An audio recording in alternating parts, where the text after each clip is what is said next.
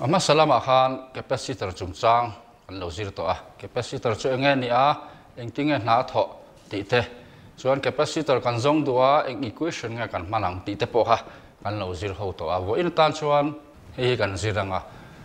combination of capacitors ti hi kan ziranga capacitor pakhat chau ni lo pahni pathum te nei ta ila connect ta ila chuan a capacitance a engzat nge lo chuakang ti zon na chungchang te kan zir don ani chuan capacitor connect ta rak hian chihni hlom lian in kan thena pakhat chu series connection series combination ani a pahni na chuan parallel combination ani le don ani chuan tuna capacitor sen series ti hi kan ziranga chuan capacitor pathum kan en chinanga he hi capacitor pakhat C1 lo ni ta se he hi C2 nenga ti chuan C3 ni ang C1 C2 and C3 are three capacitors capacitor pathum ani capacitor kan zia re chuan line pahni assemble atan line pahni paralleling kan zia kanga ti chuan a line pahni kha a in chen tur ani bok ani line pahni kan siama a in chen lawa kan siam chuan hei capacitor ni to lawa hei chu cell kan ti ani lo point battery kan ti ang chi khan ya a sei jok positive a toy jok negative kan ti ang chi khan ni chu man chuan film khuranga ya capacitor kan ziak do ni chuan a in chenin kan ziak tur ani ti chuan hemi te pathum a hi kan connect kan ti chuan hemi combination a hi a hnuai lama battery a kan connect thunga a sei jok kha positive a toy jok kha negative kan ti to kha ti chuan parallel plate capacitor a chuan plate pahni oma ama sa jok hemi plate a hi positive lama oma ni wangin hi positive plate alo nianga chuan a pahni na hi negative chu tiang bok chuan heta po positive le negative ani ang ti chuan v hi voltage applied to the combination ani lo point potential of the combination kan ti thaya chu mi om sia chu helai inkar zonga a potential chu v volt ani ti chuan hemi inkar C1 inkar te tan hian V1 lata ila C2 tan hian V2 lata ila C3 tan hian V3 kan mang ve thungang chuan chiang de mai hemi diagram atang point alang hal thei mai a V kan zong du ni chuan V1 V2 V3 te kha kan bel khom mai don ani ti chuan series combination a chuan hela hi charge a q lo ni ta se hei po hi q niang hei po hi q niang chumi om je chu series combination atan chuan thil pahni kan chin chia ngai om ti na ni chu pakhat na tan chuan same a pahni na tan chuan different potential chuan ti hian kan sei lokang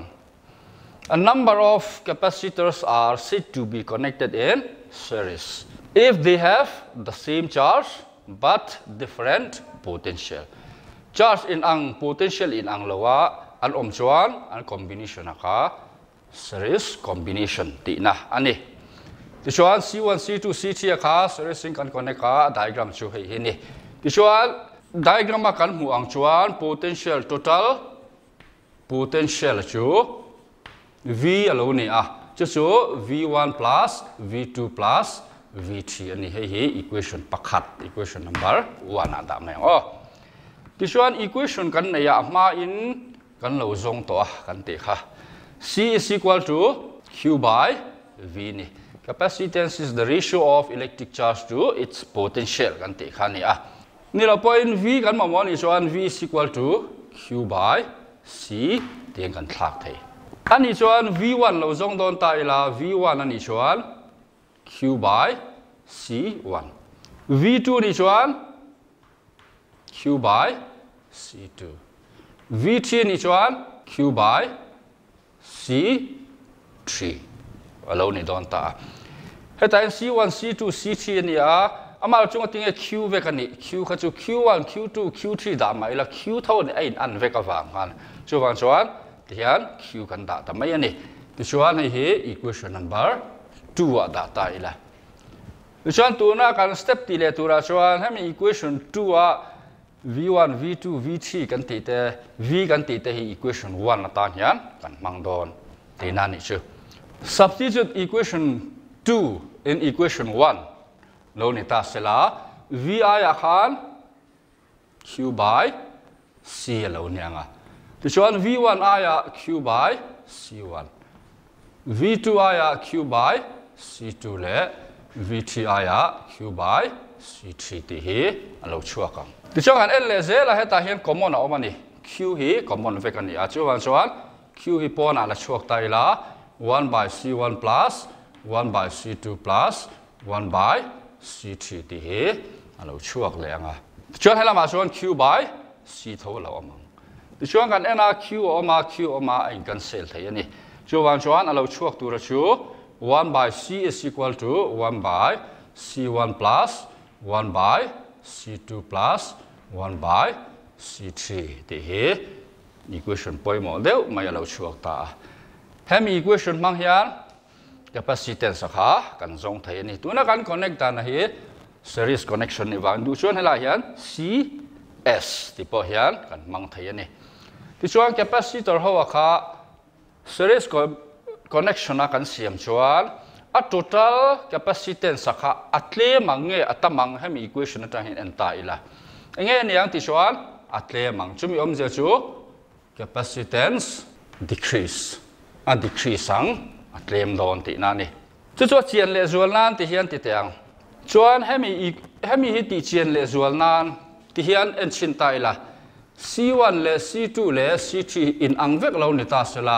30 microfarad lo ni ta sela ti chuan hemi ta patu mi series connection in connecta ila ti chuan exam e lo chuak don 1 by cs is equal to 1 by 30 plus 1 by 30 plus 1 by 30 lo nianga ti chuan LCM kan lak chuan 3 by 30 lo nianga ti chuan kan chok te anga 1 by 10 lo chuak anga amara chu 1 by 10 kha answer la ni mai lowa 1 by cs is equal to 1 by 10 anianga chuan cs kan ti chuan 10 microfarad lo chuak ani ti chuan hemi example atanga lang chiang em chu 30 microfarad pathum kan connect po khan alo chuaka chu 10 chok ani to ti na ni chu chuan a capacitance kha a decrease ani te hinna na ngamo connection kan siam dua capacitor kan nei ta a capacitance kha somthum ania kan man du kha som chaw lo ni sia ani chuan engting e kan tiang khami te capacitor pathum kha 30 microfarad nei thewa kha series in connect kan connect nga ti chuan alo chuak kha kan du ang chia ten kha kan hu mai don ti na ni ti chu pakhat na lo ni ta se apa ni na chuan parallel connection parallel combination kan ti emo parallel connection kan ti amo kha ni ta nga ti chuan ama mi ang tho khan c1 c2 le c3 kan ziak le nga c1 c2 le c3 kan ziak nga ti chuan a connection a hi parallel asun andang lam setanga hi parallel combination chu lo ni ta capacitor pathum kan na c1 c2 le c3 ti hian parallelin kan connect ani a more hi mun khata kan bok ti na ni chu helama kan boka helama kan boka chumi tang chuan battery a kan connect ka plus minus a ti chuan helam hi positive plate ani a helam hi negative plate ani amaro chu hemi combination a hian uluk teu in clear ta ila hemi combination a hian electric charge engam ozat alo in khol khomang amaro chu c1 le c2 le c3 kha lo in ang lo ta se alma nia charge in khol kha ain ang lo don ani chumi chu c1 a han q1 lo ni ta se c2 a han q2 c3 a han q3 lo in khol khom ta se la ti chuan a total charge chu q1 le q2 le q3 hi kan belanga alo chuak don ti na ni chu amaro chu potential kan en vele thunga a potential chu common potential in ang vek v hi an mangani chuan parallel combination tan chuan point pahni kan en lenga series combination a chuan same charge kan tia amaro chu parallel a chuan same potential kan tilo point common potential alo neyanga a pani na tan chuan different charges a charge kha chu andang lam to don ti na ni hetiang point kan hmu chuan diagram tel khel lo po khan parallel combination ani ti kha kan se thei tur ani ti chuan kan derive ngal mai anga derivation a kan lun ngal mai anga C1 C2 and C3 are three capacitors ti chuan Q1 kha enge charge on C1 Q2 kha enge charge on C2 Q3 kha enge charge on C3 lo ani chuan total charge kan zong duwa total charge sa chu Q lo ni ta se Q1 plus Q2 plus Q3 lo ni ang chu equation pakhat na equation number 1 pele ila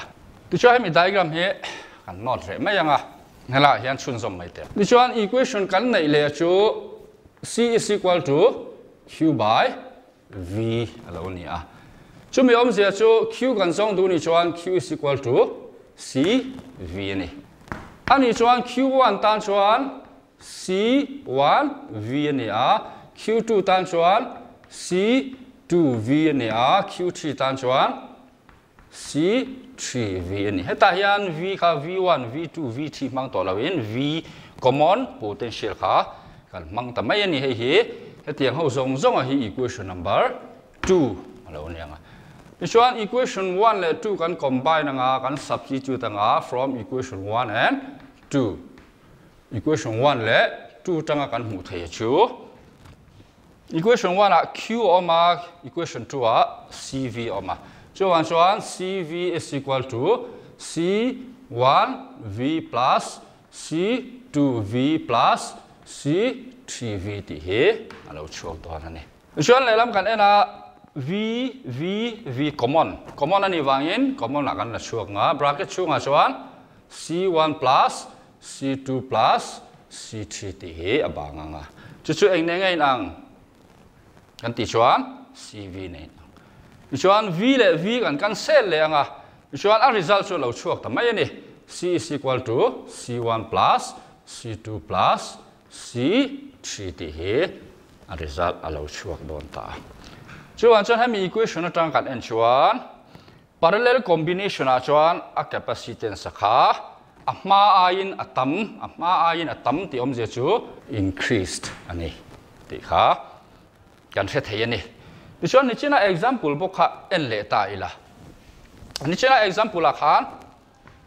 if C1 is equal to C2 is equal to C3 is equal to 30 microfarad khami thau kha en chin 30 microfarad lo ni ta se ani chuan parallel combination a chuan CP parallel ti na ni p kha CP chu C1 plus C2 plus C3 ani dona chu mi om ja chu 30 plus 30 plus 30 chu 90 microfarad a lo chuak don ta ni chuan som thum parallel kan connection som kwa chuak dai chu mi om ja chu capacitance increase ti na ni chuan hemi example atang tho hian example dang question pakhat tian soi ta mai la question chu ziak to lo mai la capacitance pathum kan neya 30 microfarad chan nia chuan series in connect phot ila chu mi nu parallel in connect le ta ila ti chuan an pahni a result pahni kha a ratio la ta ila enge lo chuak ang ti kha question om thei ta ni three capacitors of 30 microfarad each are connected in series, then connected in parallel. Find the ratio of the two capacitance. The equation of CM chopta ila. Tichuan ni china ha kan zong to thawa ti hian chok ngal mayang. CS a kha chu enjai kan mu ta kha ni china khan 10 microfarad ani. Tichuan CP parallel connection a chuan 90 microfarad alone leta. Chuan find the ratio anti vain ratio kan lang. Therefore CS by CP ratio kan lak chuan 10 by 90 alone a kan chok te anga 1 by 9 alo chuang. Chuan ratio CS by CP chu 1 by 9 alo chuak don ta ni. Chu mi am je chu CS is to CP is equal to 1 is to 90 he kan answer chu alo ni don ta ni khatiang simple question te po ha kan ziranga ya simple question atang khan kan zir chawanga ahar sadeu chuan ahar sadewa khan kan lu chawdon ti na ni chu in textbook khan chaw tur tam taka om chu man lo en chin thin non nia le example pahat kan chok le chinang example har savak lo ani thawa hei po hi a question kan cheranga three capacitor each of 90 pf picofarad each are connected in series. What is the total capacitance pakhat na zantur panina what is the potential across each capacitor if the combination is connected to 120 volt supply ti kha question alo omta ti chuan hai kan chok don chinanga pakhat na sub number 1 a chuan a connection a kan ena series connection ani chuan equation kan nei chu 1 by cs is equal to 1 by c1 plus 1 by c2 plus 1 by c3 ti hi kan mang mai dona chuan a capacitance kha ai ang veka 1 by 90 plus 1 by 90 plus 1 by 90 he kan chaw zel chuan 3 by 90 chuanga kan chok te lenga 1 by 30 alo chuanga ani chuan therefore cs is equal to 30 picofarad ti hi alo chuaka chu pico kha enza nge 30 into 10 to the power minus 12 farad ti hi answer pakhat chu alo ni ta chuan apani na kan chok lenga what is the potential across each capacitor potential kan zong to mai don ni chuan he ta hian equation poimo ho kan da potential zong tu chuan v is equal to q by c alo ni a amaro chu q hi kan la hrelo tlat mai a chuan q hi kan zon ma saka ngai q zong tu chuan equation pakhat kan nei le chu q equal to cv ni chuan apani na chaw nan chuan sub number 2 chaw nan chuan q is equal to cv kha kan manganga chuan c kha series combination ni wang cs kan manga alo chuaka chu he ta kan nei sa 30 into 10 to the power minus 12 farad khan yanga chuan v hi engza nge he la hian 120 volt fati wangin 120 in kan pun tiranga chuan hei le hei kan pun tir chuan 36 bl pahni into 10 to the power minus 12 anenga chuan a unit chu enge yang unit of electric charge chu kolamani chuan kan zon tur tak kan zong theita potential across each capacitor v1 v2 le v3 kha kan zong amaro chu hemi case a big chuan an pathum khan ain ang chat maya 90 pf ve nei wa khan v1 le v2 le v3 kha mun khata kan zong hal mayang chu v is equal to q by c ania q chu nichin no kan zon 3600 into 10 to the power minus 12 ania chuan c chu 90 into 10 to the power minus 12 ania farad ania chuan hei le hei hi cancel ta ila 0 pani cancel ta ila chuan 360 divided by 9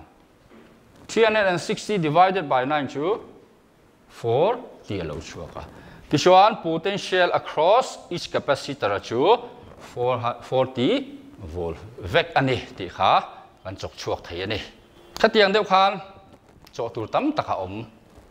kan soi tong kha in textbook khan ke ula numerical problem kha a om chawanga khata khan zir chho mai turani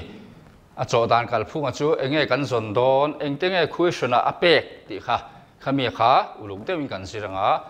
in lama te po chaw chhun zom kan tung don nia example pahat chok le lok tiang a thu awat ang chi ni lo diagram ang chi ti hian diagram ka siak nga capacitance ho hi diagram ka siak ka chuan helai tang hian la peng le ila chuan helai le la hi a b ni ta sela chuan a question atan chuan find the capacitance between a and b te lo ni ta sela chuan hi c1 c2 c3 c4 c5 tiang hian lo da ta ila chuan c1 a kha te hinana 6 microfarad lo ni ta se c5 po hi 6 microfarad ta lo da ta ila chuan c2 le c3 le c4 le chu ain angin 2 microfarad ta da chin ta ila chuan kan en ma sak ber tur chu hei hi ni c2 c3 le c4 kan ena c2 c3 le C4 ra kha engting eng connect kan enang hemi te connection chu parallel ani parallel ni chuan CP chu C2 plus C3 plus C4 ani a chu 2 plus 2 plus 2 chu 6 microfarad ti he alo chuak chu mi om je chu hemi te pathum a hian resultant capacitance CP kan ti he kan nei a chu 6 microfarad ani ti chuan diagram a hian hemi te pathum kan chaw to a hian pakhat alo chuak a chu CP kan ti te khani ti chuan tu la capacitor pathum nei ang kan ni to chu C1 CP le C5 hani a chu kan ena line khata om tlar vek mai a chuan C1 le CP le C5 kha in connection ange om tak ti chuan series connection a om ta ni chuan kan zon na tur chu 1 by C is equal to 1 by C1 plus 1 by CP plus 1 by C5 lo nianga chu mi om je chu 1 by 6 plus 1 by 6 plus 1 by 6 chu 3 by 6 anianga 3 by 6 chu 1 by 2 nen anga 1 by C is equal to 1 by 2 ni chuan C is equal to 2 microfarad ti he answer chu ni chuan the capacitance between A and B is 2 microfarad ti kha kan answer mu chu ni adon le tan chuan hi kan zir le lo kanga energy stored in a charge capacitor engting a capacitor khan electric energy kha khol khom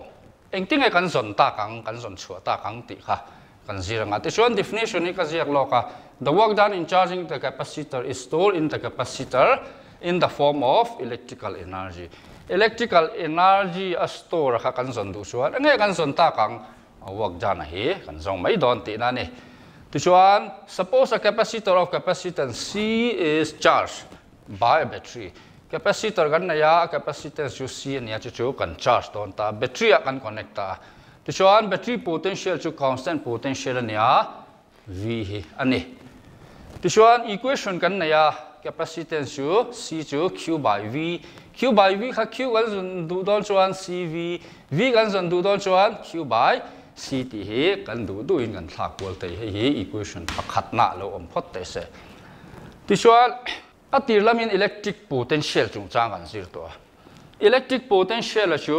V alo ni a definition a chuan it is amount of work done divided by charge ti chuan helai hi dw kan ti hi small work done anianga ti chuan dq kan ti hi small charge ani ti chuan kan charge ma chuan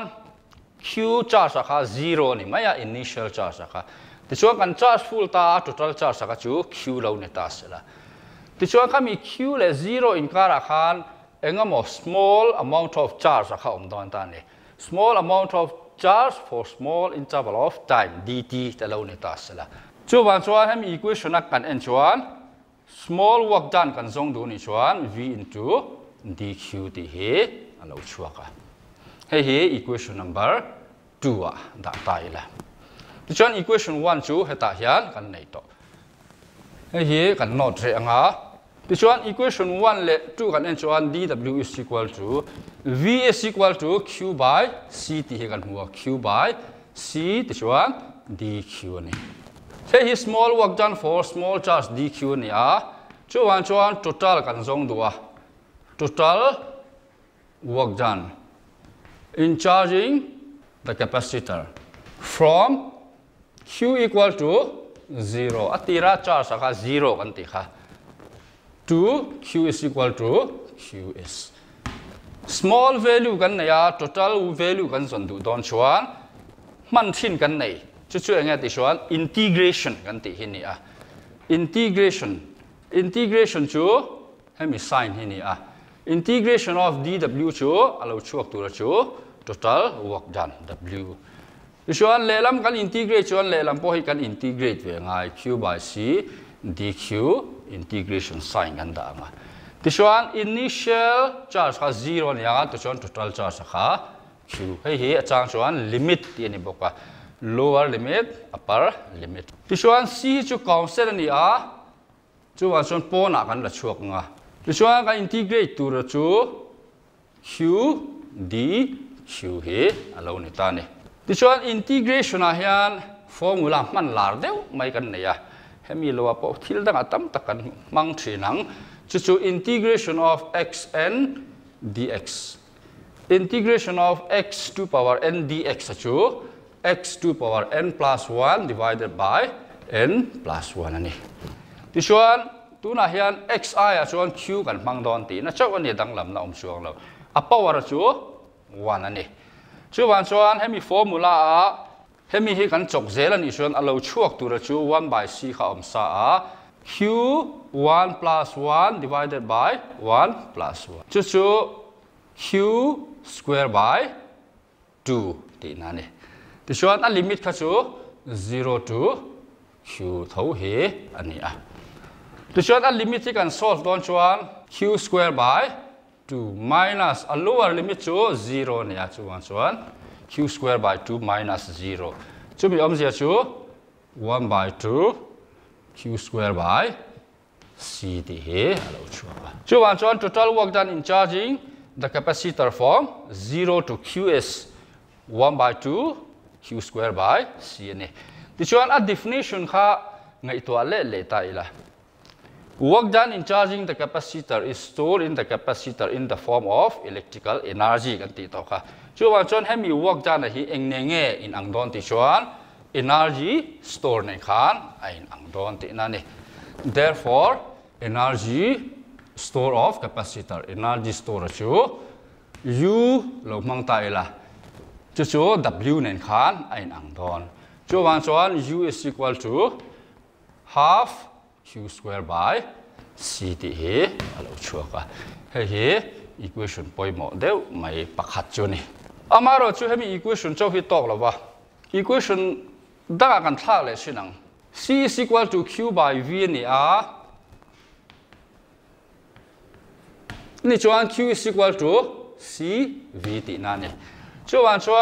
q chu c v ni a ani chuan a energy chu 1 by 2 c v whole square divided by c lo nia chu 1 by 2 c v square lo chuak le he equation pani na chuan kan en chun som leng equation dang hi ala om thei mia lem kan en sinang c is equal to q by v nia q equal to c v kan ti to a ani chuan hemi equation a tho hian c hi substitute ta ila c is equal to q by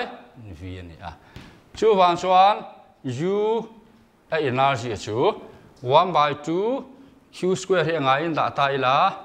ti chuan ci a hian q by v hi mang ta ila helai square helai kan se langa ti chuan 1 by 2 kha ngai in lo manga q o manga 1 by v kha chunga chau chuan q v ti hian lo chuaka he a equation pathum na ani hemi te equation pathum hi energy zonna equation ve kan ni a amaro chu om hi ani lai ta chuan q le c oma ta chuan c le v oma ta chuan q le v om thung ani equation na apek dana zir khan eng equation nge kan malang ti kha kan thlang thiam to mai dol ani chuan example pakhat kan chok chin le ang equation na chu nei hi ni a 12 pH capacitor is charged by a 100 volt battery. How much electric energy is stored in the capacitor? Energy stored in the capacitor ti mang khan hi acho thei ani. Chuan given kan en chuan capacitance chu 12 pF ani a. P chu pico kan ti khan ni a 10 to power minus 12 ani. Chuan